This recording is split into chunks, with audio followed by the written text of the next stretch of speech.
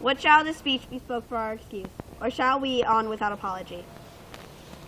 The date is out of such proximity, will have no cupid hoodwinked with a scarf, bearing a Tartar's painted both legs, scaring the ladies like a crow keeper, nor know without, book prologue, faintly spoke after the prompter for our entrance, but let them measure us by what they will, though we'll measure them a measure and be gone.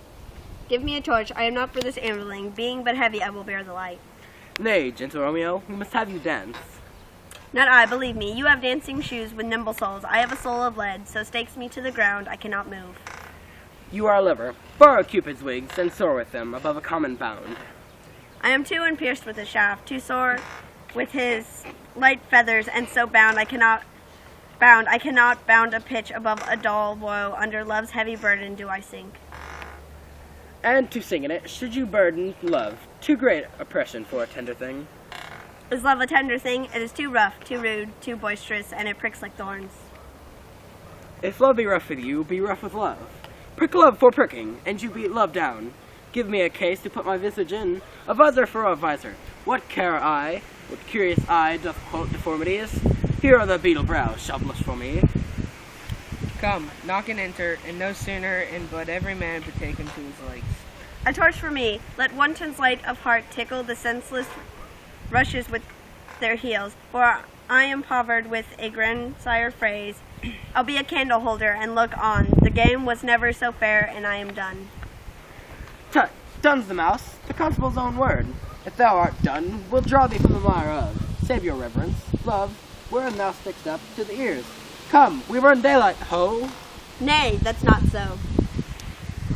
I mean, sir, in delay we waste our lights in vain, like lamps by day. Take our good meaning, for our judgment sits 5 times in that air once in our 5 wits.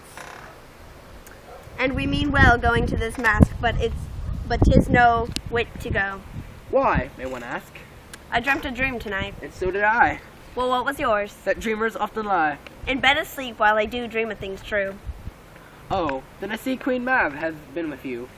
She's the fairy's midwife, and she comes in shape no bigger than an agate stone on the forefinger of an alderman, drawn with a team of little tummies over men's nose as they lie asleep. Her wagon spokes made of long spinner's legs, the cover of the wings of grasshoppers, her traces of the smallest spider's web, her collars of the moonshine's watery beams, her whip of cricket's bone, the lash of film, her wagoner a small gray-coated gnat, not half so big as a round little worm pricked from the lazy finger of a maid.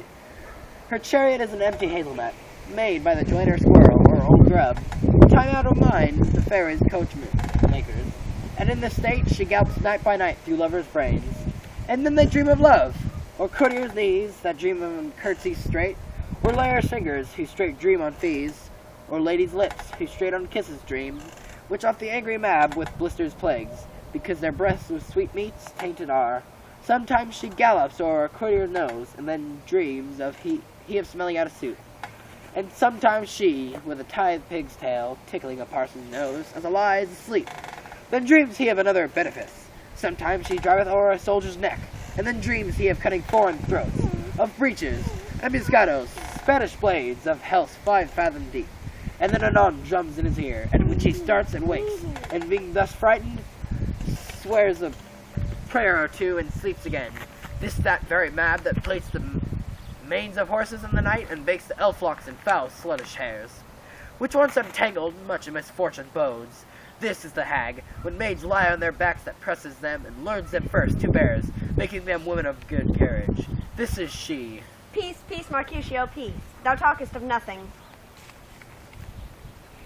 True, I talk of dreams, which are the children of an idle brain, begot of nothing, but vain fantasy, which is as thin of substance as the air, and no more inconstant than the wind, who woos even now the frozen bosom of the north, and, being angered, puffs away from thence, turning aside to the dew-dropping south. This windy talk of blows us from ourselves. Supper is done, and we shall come too late. I fear too early, for my head misgives some consequence, yet hanging in the stars, shall eventually begin his fearful date with this night reveals and expire the term of a despised life closed in my breast. Strike, drum. By some vile forfeit of untimely death. But he that hath the steerage on my course direct my sail on, lusty gentlemen. Strike the drum.